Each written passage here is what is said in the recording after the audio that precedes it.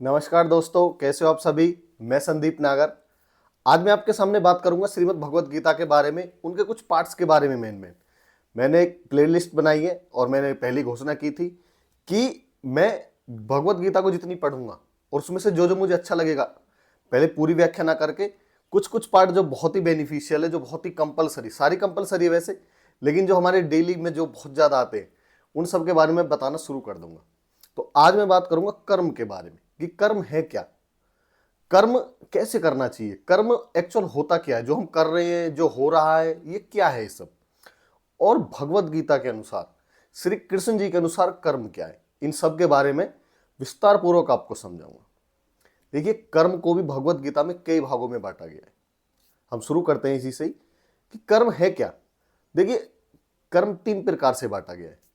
कर्म एक तो वो जो हम जो काम कर रहे हैं और उसको हमने छोड़ दिया कि जो होगा देखा जाएगा, मतलब जिसमें फल की इच्छा नहीं है।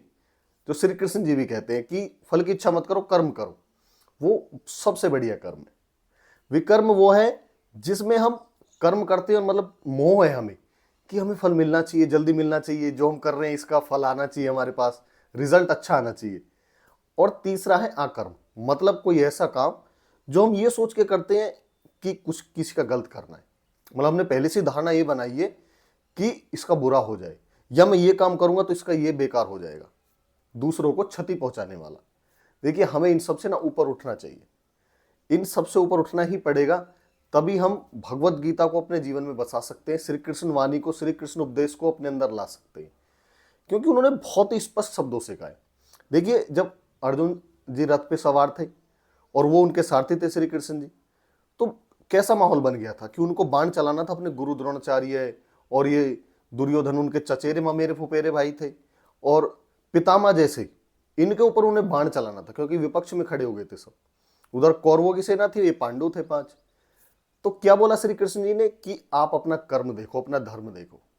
आपका कर्म और धर्म यही कहता है इस समय कि आपको पीछे नहीं हटना है, आप क्षत्रिय हैं, आपका धर्म भी यही है कि आपको युद्ध में जाना है।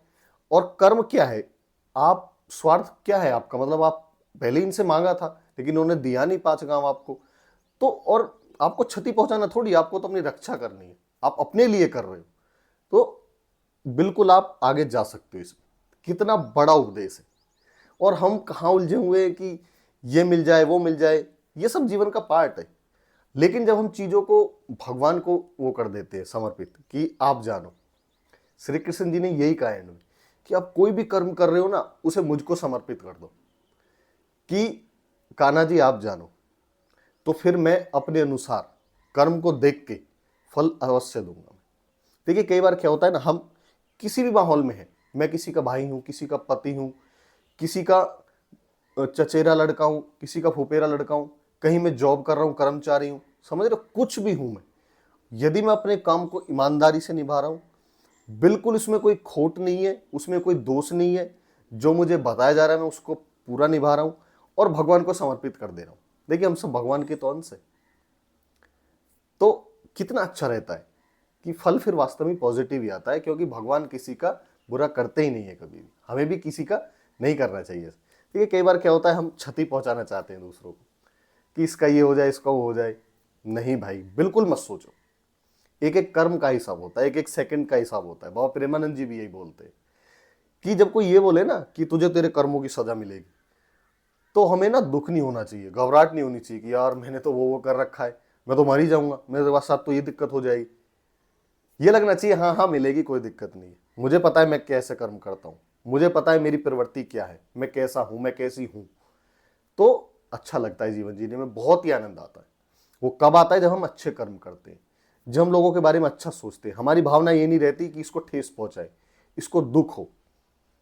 समझ रहे हो आप, ये कर्म करने के तरीके हैं।